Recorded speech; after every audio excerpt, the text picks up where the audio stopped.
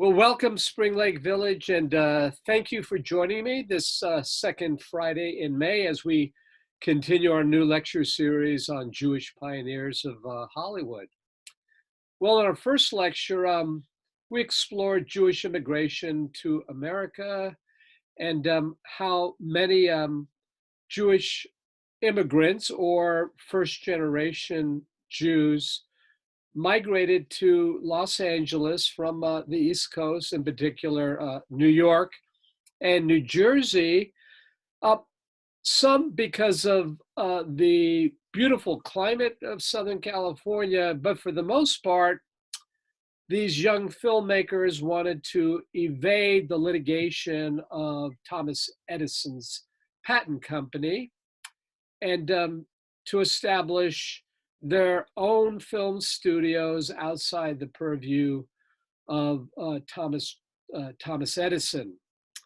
So the great film studios would emerge in Southern California. Also, as I mentioned in last week, it was ideal to set up shop in Southern California. You weren't too far away from terrain that could be used for multi-purposes, whether or not you wanted to create a Western or a great epic set in the desert or near the seashore, because of course LA enjoyed miles of beautiful seashore.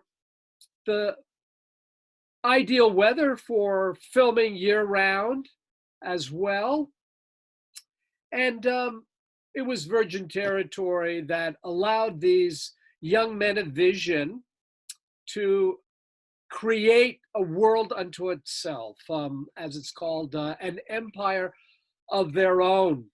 So many of these young men, of course, as immigrants from Eastern Europe and Russia, had, for the most part, sad backgrounds, impoverished backgrounds, and they were driven, determined to make it uh, in Hollywood, to create this new world that would capture the imagination of the American public. And they recognized the potential of Thomas Edison's kinetoscope, how it could be used as this powerful new medium to share American values. And the movies that created, in no small way, reflected their idea of what it was to be American. As we discussed last week, even though many of them came from very traditional Orthodox Jewish backgrounds, although they respected their background, they wanted to eschew and put aside a lot of the very traditional outward trappings, if you will, of their Jewish faith. So, yes, they would go to temple on the high feast days. Yes, they might take part in many of the Jewish rituals. So, of course, the bar mitzvah, and attend many of the feast days during the calendar year. They wanted to reinvent themselves, and they eschewed a lot of what it was to be Jewish. Yes, among themselves, they had this clannish affinity, and for them, Jewishness had much more to do with their ethnicity, their affiliation with the tribe, if you will, but not so much the religious underpinnings, the Jewishness, if you will, their Judaic roots. So, for all the world, they saw themselves as fully assimilated Americans. And many of their pass downs would have been looked down upon by their grandparents, in particular, who had arrived to the shores of America and still clung to many of their old world traditions. So the idea of their son or grandson betting, gambling, horse racing, um, you know, frequenting bars, etc., would have been looked down upon. But these were the favorite pastimes where a lot of business was conducted, and it was a highly competitive environment. Many of these young moguls, heads of these studios that they created, the big five, like Warner Brothers, Paramount, Columbia, Fox, MGM, etc., they locked horns. They were in epic battle royales with one another, trying to outmaneuver one another. But in the process, they created the studio system, the famous star system. And of all the great Jewish moguls, the one who is so emblematic of the early years of Hollywood and what it was to be a Hollywood mogul, and very much part of the creation of stars, this star system in which you could single-handedly take some young person from the Midwest, unknown, who looked like he or she had little potential, but create them into a star. And none did that better than this man, Louis B. Mayer. And Louis B. Mayer, the great lion of MGM, is the subject of our first profile. So again, thank you for joining me. And let's then begin our lecture on this legendary figure, Louis Burt Mayer. So Louis Burt Mayer, born Eleazar Mayer Lazar, like so many of these Jewish boys, came from very humble backgrounds. They came from the Pale of Settlement. They came from the poor, miserable shtetls of Poland, from Russia, from villages of the Austro-Hungarian Empire. There are some examples of some of these Jewish immigrants who did come from some of the major cities, but for the most part, very humble backgrounds. And such was the case with young Lazar, who came from Minsk, which today is the capital of the former Soviet Republic of Belarus, separate country today. Although he may have been born in a Ukrainian village, and there are some who maintain that he may have been born actually in eastern Poland in another village with the name Minsk. So debate, but most movie historians believe he probably was born in Minsk, again, the capital of Belarus. So full of ambition was young Louis, as he would later be called. His birth date and birth year have also been debated because he himself gave several dates as regards to when he was born.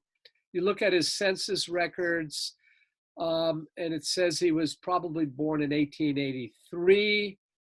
Again, most film historians believe he was born the 12th of July, 1884, but there are birth years 82, 83, 84, 85, but general consensus 1884. He later said, seeing himself as a true-blooded American, that in fact he was born on the 4th of July. Louis Armstrong, the great trumpeter, great musician of the jazz era, also proclaimed that he was born on the 4th of July. Young Eleazar's father was Jacob, who with his wife Sarah would eventually make their way to Long Island from Canada. They first lived in Canada and made their way to Long Island, New York. Actually, I have that mixed up. They actually first arrived in New York, but then they moved to New Brunswick in Canada, in particular, St. John, New Brunswick. And Jakob, with a little English skills, just meager educational background, spoke virtually nothing but Yiddish, got involved, established a small business as a peddler of scrap metal, which many Jewish immigrants were involved in this kind of business. Some became quite wealthy. It could be a lucrative enterprise, but the father kind of scrimped and was able to eke out an existence. His wife, Sarah, had to become a saleswoman selling kosher chickens door to door in their Jewish neighborhood.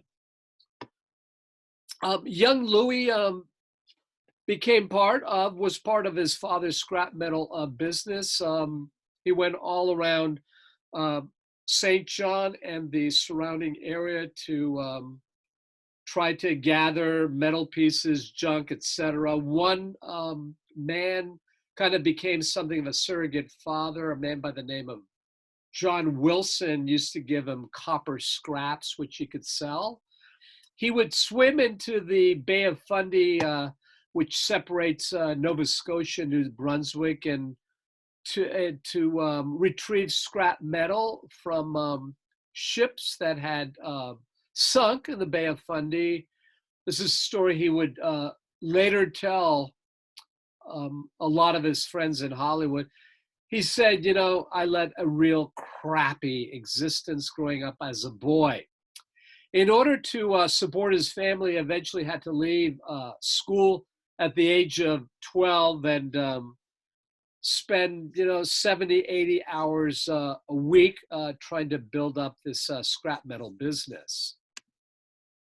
What's important to remember, if you examine or review the lives of many of these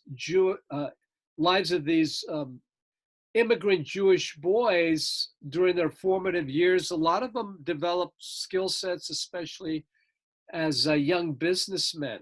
And they became very savvy in the world of business, and they would use these skills later on as necessary skills to conduct business in the world of Hollywood. So it provided them a lot of the necessary acumen to understand the world of business during these formative years. And we'll examine this again as we explore the lives of some of the other famous Jewish pioneers of Hollywood. Before I move on to the next slide, this is Minsk, where young Lazar grew up. It's about 1890. And down here is our scrap metal peddlers. So they had carts, horse-drawn carriages, and they went about town just gathering up as much junk and metal as they could.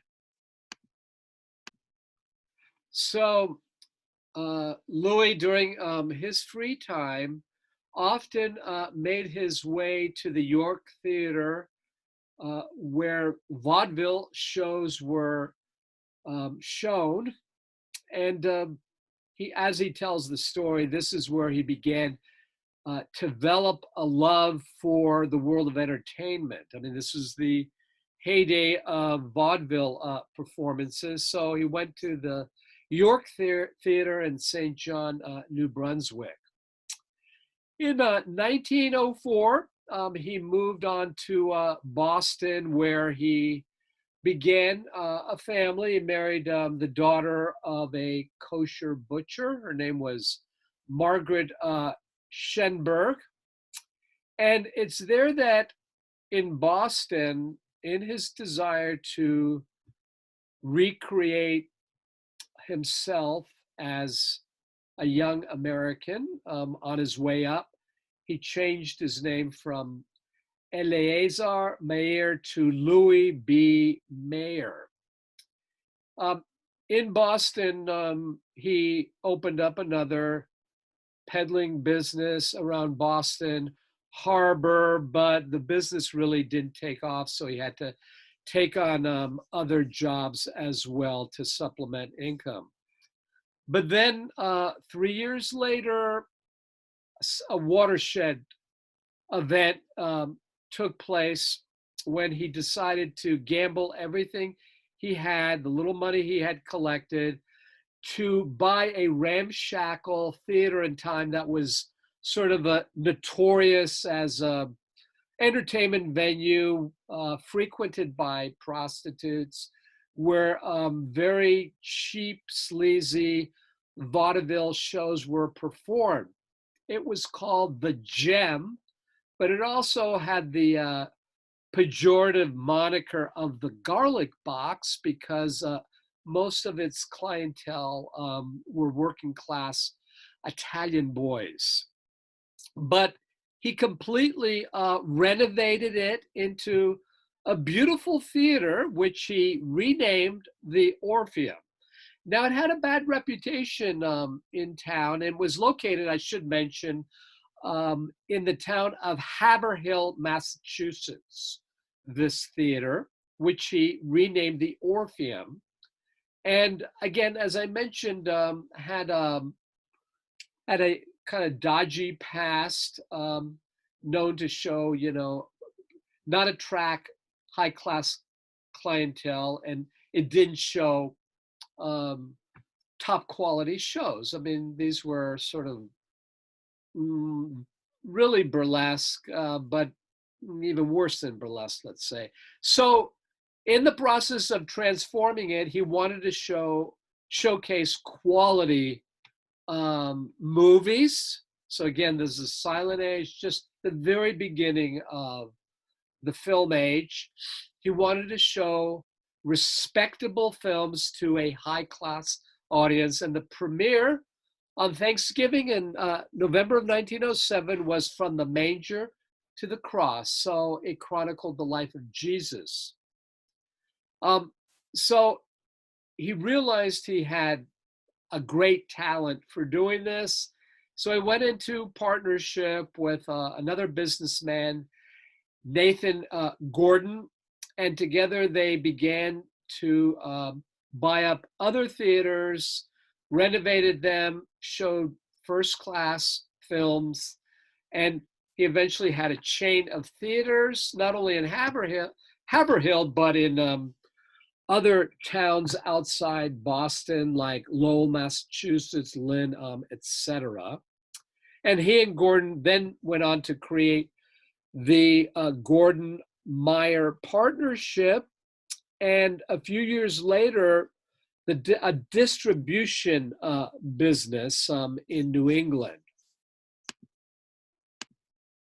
This is the former Orpheum Theater, the Gem in Haverhill, Massachusetts. Like I said, it was also called the Garlic Box. And again, he renovated this very ramshackle, derelict theater into a glistening little theater. In 1915, Louis B. Mayer would make a small fortune when his distribution company, for $25,000, and the story is told that he actually pawned his wife's wedding ring, collected money with his business partners, $25,000, which was a small fortune, way back in 1915, to purchase the distribution rights in the New England corridor for D.W. Griffith's epic film, The Birth of a Nation, which was a tour de force, this 3-hour epic masterpiece, a sweeping historical drama that begins with the assassination of Abraham Lincoln, chronicles the Civil War years, two feuding families, one a northern family, one a southern family. Then the Reconstruction period, and very controversial, the rise of the Ku Klux Klan, that in the film was very much extolled, lionized, really kind of glorified this white supremacist group. And historians say that the depiction, the rosy depiction of the Ku Klux Klan, here you see kind of this crusading Klan member in the poster of The Birth of a Nation, in no small way is responsible for the rise of the Ku Klux Klan, the second incarnation of the Ku Klux Klan during the post-World War I period. Controversial then, very controversial now, but considered one of the most important films of the age. It was a real tour de force, this 3-hour epic. In any case, owning the distribution rights, New England earned him an absolute fortune. So his stake was something like $100,000 from the ticket sales that would allow him to establish his own production company, his own film company called Louis B. Mayer Pictures, which he established when he and his family moved to Los Angeles in 1916. So his first production company, Louis B. Mayer. And the first film was the silent film Virtuous Wives, which starred Hedda Hopper, who, from I read, eventually, I guess she didn't have a great career as an actress, eventually became one of the leading gossip columnists who could single-handedly make or break a star. Hedda Hopper, that starred in Virtuous Wives, which was another huge success for Louis B. Mayer and his company. He then went into partnership with B.P. Schulberg and built Mayer Schulberg Studio. And it was here that he was introduced to one of the most gifted movie producers, the so-called boy wonder of Hollywood, this young man, Irving G. Thalberg, who became something of a son to Louis B. Mayer. They had a brilliant partnership. On the one hand, you have Louis B. Mayer, a brilliant businessman, great business acumen. He was the one responsible for the day-to-day operation, the grunt, the creating the budget, building the business. But it was Thalberg who was the creative genius who found the perfect literary devices, the properties to purchase, to create truly first-class movies. And together, MGM would emerge as the film studio famous for absolutely first-class productions of the highest quality. And whereas many of the other movie magnats were always concerned about the bottom line of never going over budget, of not refilming, both Thalberg and Mayer, they were not so concerned about going over budget, whatever it took to create an absolutely extraordinary film that could be enjoyed by the public. Now, Louis B. Mayer wanted to create these sort of all-American films that really reflected the American spirit. That's how he saw himself. Thalberg, on the other hand, wanted to create films based upon great literary masterpieces, which he did. This eventually created kind of a division.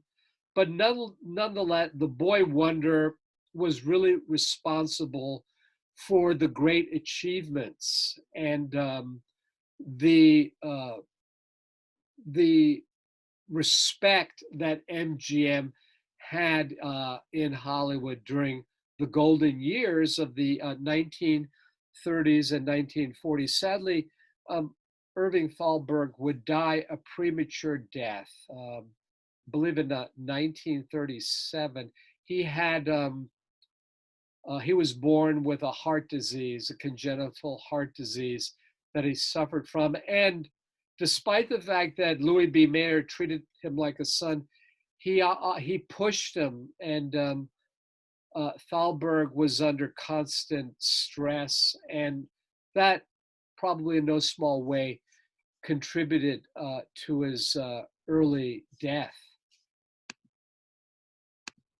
I kind of jumped the gun a little bit about the Louis B. Mayer and Thalberg partnership, but the creation of MGM came about in April 1924 when another successful uh, Jewish mogul by the name of Marcus Loew of Loew's Theaters, still famous today, the Loew's theater chain, got controlling interest first in Metro Pictures and then in Samuel Goldwyn. Samuel Goldwyn, another legendary pioneer of Hollywood.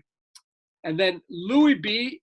Mayer's Pictures. So Marcus Loew controlling interest in all these three. He merged them together to create Metro Goldwyn Mayer, MGM. This is the original logo with the lion. Um, it went through a transformation, but this is the famous old logo of Metro Goldwyn Mayer. So Mayer discovered young Irving Thalberg. As I mentioned, he had been working as a production manager at, I believe I think Universal, yeah, at Universal, and then made him a part owner. So um, Marcus Loew essentially put Louis B. Mayer in charge of his West Coast facility of MGM, made him vice president, and Louis B. Mayer, MGM was basically his own fiefdom. I mean, he ran it as though it was his own operation, even though surprisingly, he didn't own stock in MGM. He made a fortune, but he would have made even more had he owned some stock in MGM. Now, early on, Louis B. Mayer realized the key to the success of MGM was the investment in the stars themselves, the business of making idols, as he said. Everything else was secondary. So Louis B. Mayer had an uncanny ability to discover stars and then create them. And if he saw a beautiful young rising star, immediately there was a screen test. And if he saw potential in that young individual, then he said, I'll turn him or her into a star, which is exactly what he did. Because MGM, among its stable of stars, were the greatest legends of the golden age of Hollywood. People like Greta Garbo, whom he did discover, the beautiful Greta Garbo, Clark Gable, Joan Crawford, Spencer Tracy, other famous Hollywood stars like Norma Shearer, who is actually married to Irving Thalberg, Judy Garland, and Mickey Rooney, of course, who would team together in the Andy Hardy series, made several pictures together. These young stars he molded and created into these famous icons of the silver screen. Esther Williams, he discovered, he said, wet, she's a star. Dry, she ain't. A lot of famous stories, anecdotes. How many are true? Well, it's been debated over the decades by many film historians. He was a consummate professional, a brilliant businessman, but known to be overly dramatic, something of a sentimentalist. But he saw himself as the head of MGM as one who would present American values better than any other individual. And to him, his films had to represent the greatest values of the American spirit and American exceptionalism. This is something he told all who knew him. This was his raison d'etre as a Hollywood producer, as a Hollywood mogul. Few pictures. Marcus Lowe of Lowe Theaters, Louis B. Mayer to the right, another Hollywood mogul by the name of Fred Niblo, one of MGM's greatest films in what is called the greatest year in Hollywood, 1939. Of course, Gone with a Wind with Judy Garland, one of his most valuable properties. Billy Burke as the Good Witch of the North. MGM was responsible for the production of no less than 5 of the greatest films that were released in 1939. That included Gone with the Wind, this film, The Wizard of Oz, Ninotchka, The Women, Goodbye, Mr. Chips, and there were others.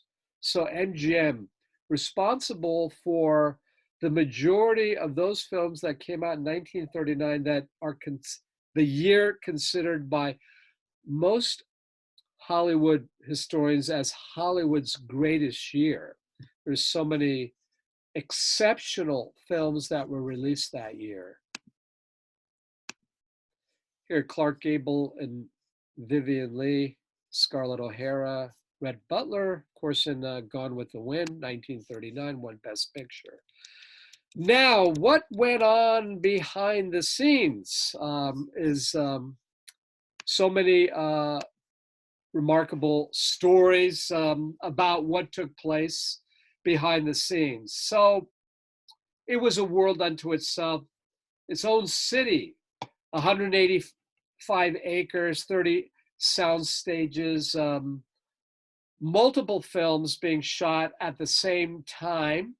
If you entered the lot of MGM way back in the mid 1930s, you would have come across all sorts of remarkable stage settings,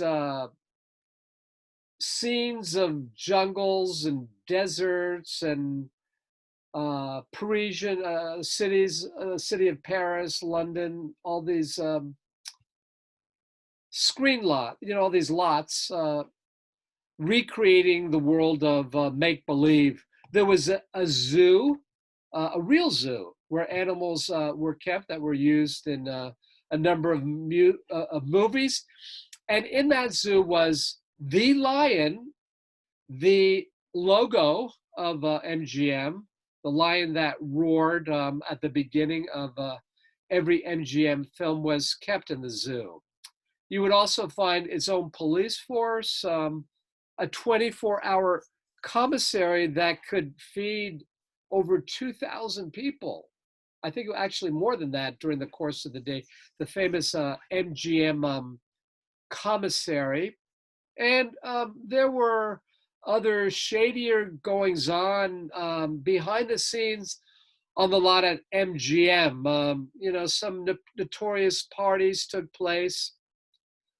Louis B. Mayer ran MGM like a benign autocrat, although he could be very domineering, found it necessary often to micromanage a lot of his younger stars if they went astray, as I'll mention in a moment. A lot of the stars were involved in uh, substance abuse. So there was even an opium den. Booking, there were bookies because many of the actors, Louis B. Mayer, a lot of the Hollywood executives could place bets the, on the racetrack, etc. Uh, and some young ladies got in trouble, and they would have to find ways of finding an abortion, not on the set of MGM. But it was widely known. Just go across town to 20th Century Fox, and they'll take care of you.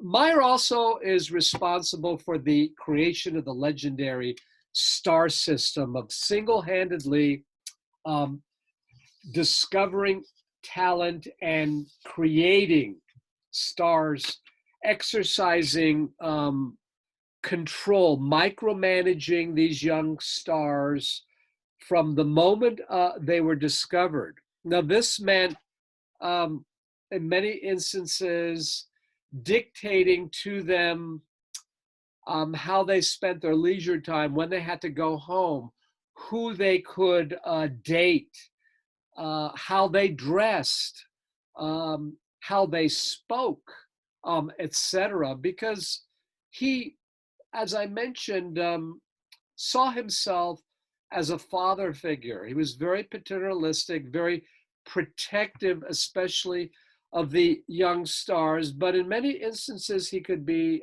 very, very, very heavy handed. Very well respected by the employees at MGM. And there were over 6,000 who would stay at MGM throughout their life, throughout their working career. They absolutely loved working at MGM, and he was very respected by his employees and extremely loyal to his employees as well. There you see him behind his desk. A picture here of his two most valuable properties, a very young Mickey Rooney and Judy Garland, of course, who starred in the Wizard of Oz, but cut her teeth doing many, many of the Andy Hardy films as the young love interest of Mickey Rooney, whom you see off to the left. Now, Mickey Rooney got in trouble a lot, and there's some stories of how Louis B. Mayer often berated him. If young Mickey got into trouble, he would chastise him if he mm, did things that he thought would not, that went against the image he wanted Mickey to show on the screen. Mickey to him represented the all-American boy, the boy next door, and the same was true of Judy Garland. But Louis B. Mayer, again, this very powerful patriarchal figure to his young stars, his studio children, could he often terrified them. His personality, although for the most part very professional, was kind of up and down, unpredictable, mercurial. He was a very complex individual. And this change in temperament and how he treated his young stars often took on sort of a dark side. One of his most famous quotes is, "I made you and I can break you." So on screen, of course, this beautiful, glitzy, glamorous world that so many young people aspire to. Behind the scenes, often there was another story, a darker story, especially how this studio system emotionally and psychologically impacted many of his stars, in particular his young stars. Now, I mentioned how Mickey Rooney, who from time to time was sort of callow, errant youth, would have to be disciplined by Louis. Um, and there is a famous scene in which he screamed at Mickey and said, "I don't care what you do in private, young man, just don't do it in public. In public, behave." And again, it really had to do with the image that he was creating. So, of course, during that era, few of the public knew of sometimes the personal lives of these movie stars. A lot of this, some of it came out, but it wasn't until later years that we all sort of discovered some of the personal, seamier lives of some of these stars, and a lot of the trauma that they went through, especially this young woman whom you see between Shirley Temple and Mickey Rooney behind the patriarch Louis B. Mayer, Judy Garland.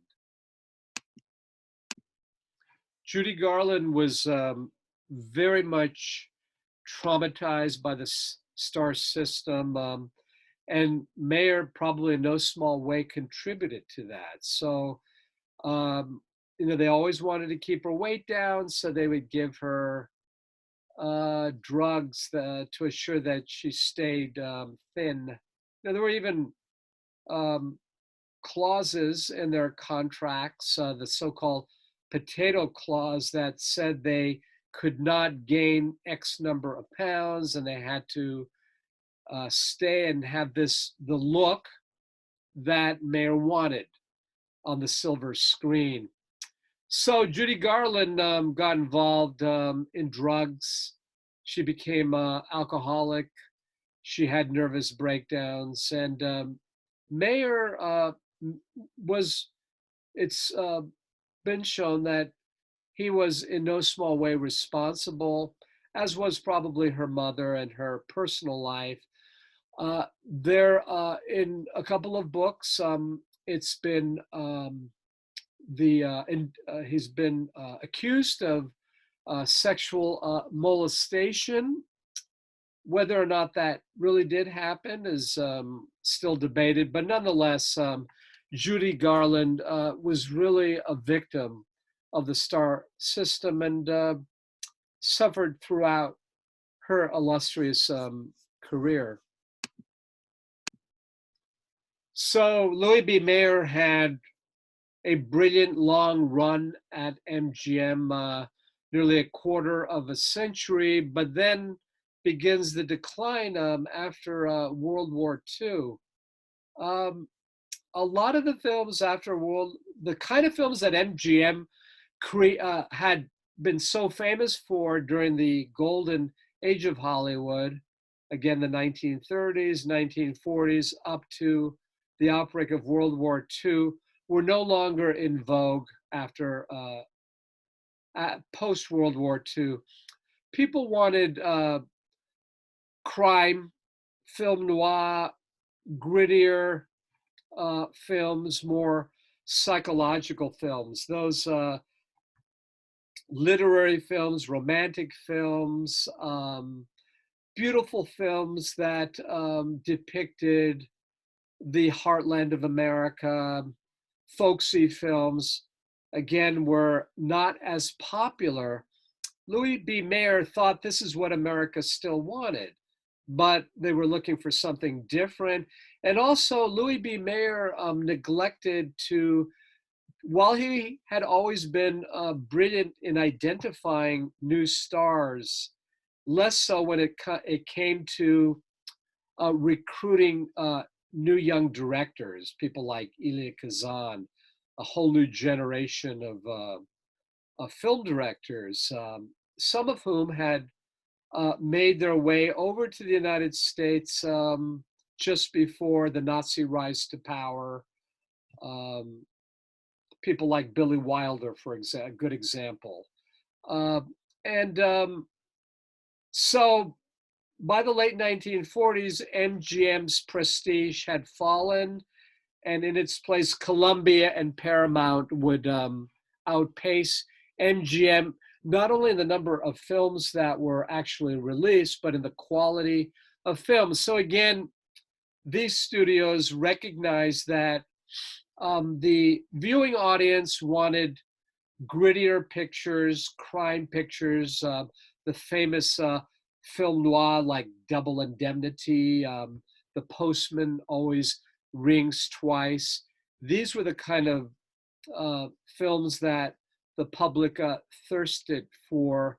And also, he didn't realize the new medium of television, how it was beginning to overtake films. And so it was necessary now for the film industry to create these big, sweeping epics and use Technicolor and the new technologies that could attract a viewing audience at that time. So after 25 years as the head of MGM, he would be pushed aside in place of forward-thinking visionary, the writer and producer Dori Sherry.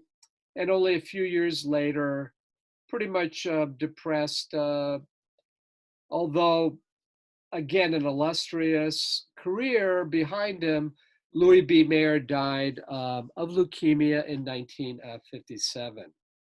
But Hollywood would always recognize him as the greatest mogul that came out of Hollywood, how he created the epic MGM studios that produce films that still today stand the test of time, films of exceptional quality, um, films that showcase some of the greatest movie stars of all time.